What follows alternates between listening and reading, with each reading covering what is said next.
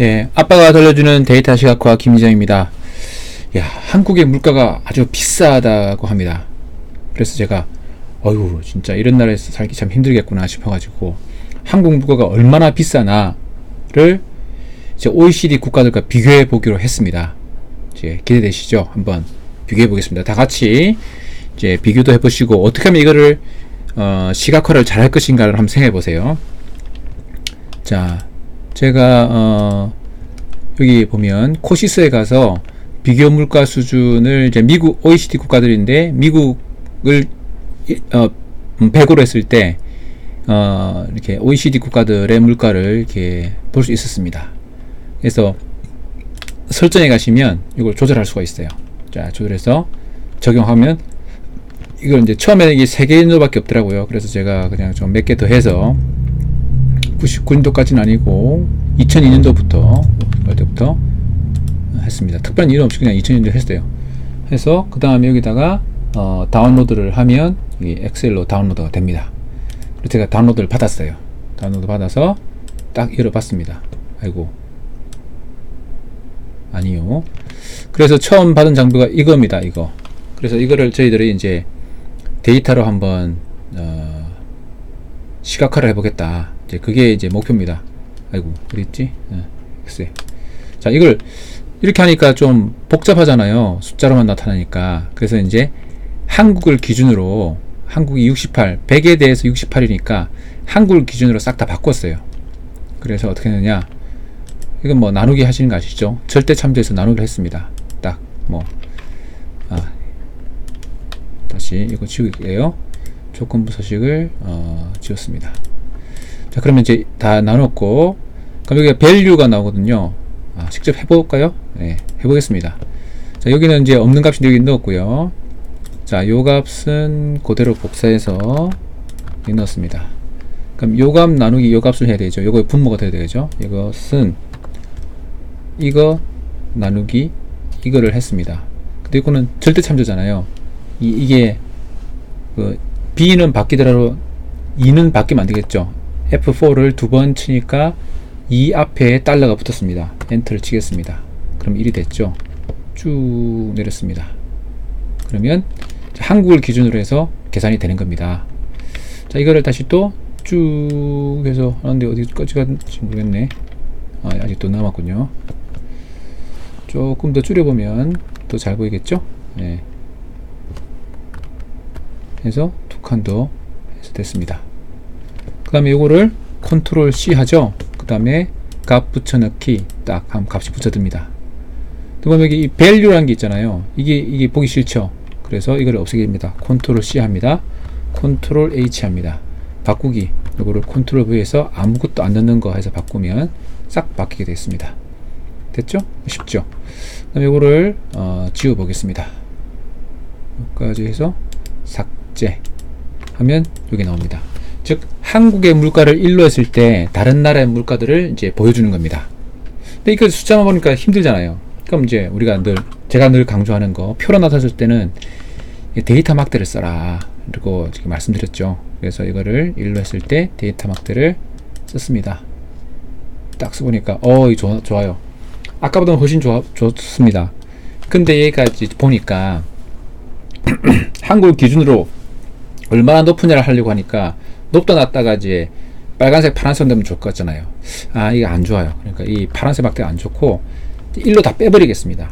그러면 다시 요거를 그대로 카피해서 이렇게 넣고 요거는 이거 빼기 1 했습니다. 이걸 빼졌죠.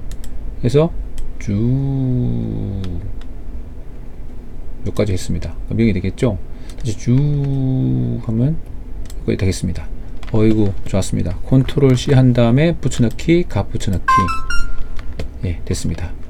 근데 이제 마이너스 1은 원래 없던 값인데 된 거잖아요. 이걸 없애야 되겠죠. 그러면 뭐 아까처럼 제가 X 삭제하고, 제가 자주 쓰는 게 컨트롤 H인 거 아시죠? 컨트롤 H 많이 쓰입니다.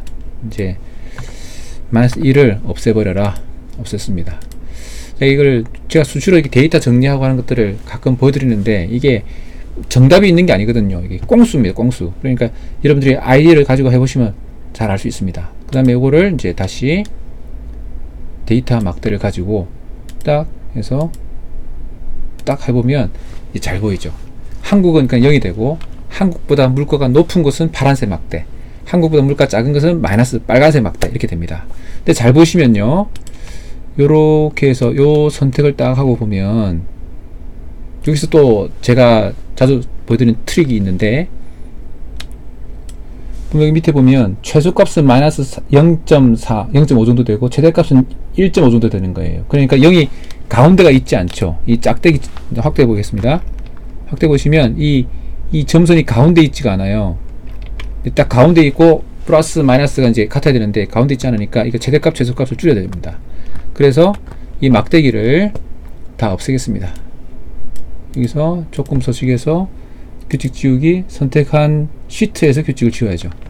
그럼 이것도 어떻게 하죠? 제가 책에서 또 강의에서 가져왔는데 마이너스 1.5 최대값과 최소값을 넣어주는 거죠. 마이너스 1.5와 플러스 1.5를 해서 여기서 데이터 막대를 넣습니다.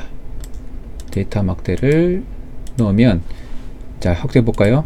이제 보시면 이 0이 딱 가운데 오죠. 그래서 이 데이터 막대는 최대값과 최소값을 보여주거든요. 그러니까 1.5와 마이너스 1.5를 최대값으로 하는 거예요. 즉 1.5라는 거는 한국을 1로 했을 때 2.5라는 거거든요. 그러니까 2.5배 비싸다는 거예요. 기준을 1로 했고 뺏기 했기 때문에 어쨌든 그거를 지금 따지라는 게 아니라 시각적으로 보여주자는 거죠.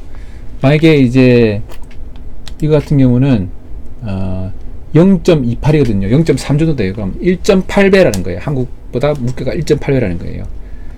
그렇게 해서, 그럼 요거는 다시 어떻게 한다고 말씀드렸죠? 이렇게 가시면 요거는 지우기, 숨기기 해서 하시면 되겠습니다. 자, 그러면 이제 우리가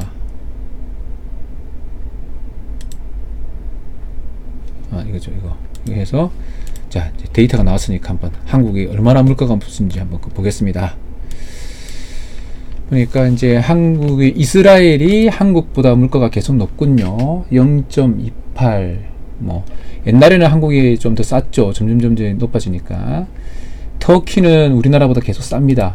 마이너스 0.4니까 이제 0.6 정도 되는 거죠. 일본은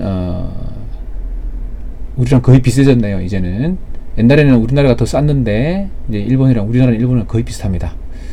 그 다음에 캐나다는 우리나라보다 조금 더 비싸고요. 멕시코는 우리나라보다 싸군요. 그러니까 선진국으로 갈수록 조금 더 비싸지는 경향이 있는 것 같습니다. 우리가 알고 있는 선진국으로 갈수록.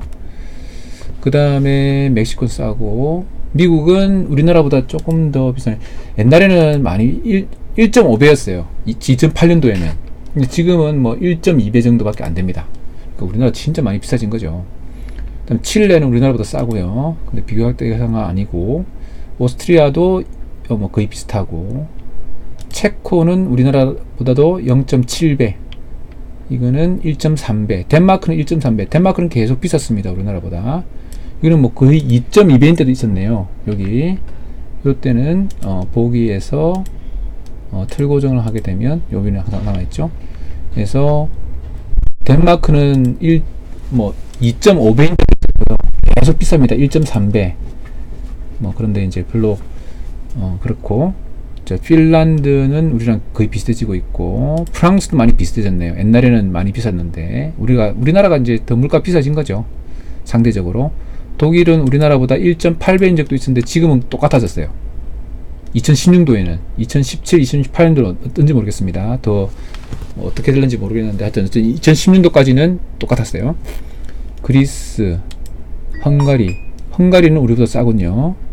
아이슬란드 1.6배, 아이슬란드 1.6배, 아일랜드 1.2배, 이고 이탈리아는 우리나라보다 싸졌습니다. 2016년도인데 계속 비싸다가 지금 보니까 이제 선진국으로 갈수록 다 비싸네요. 물가가 우리나라보다.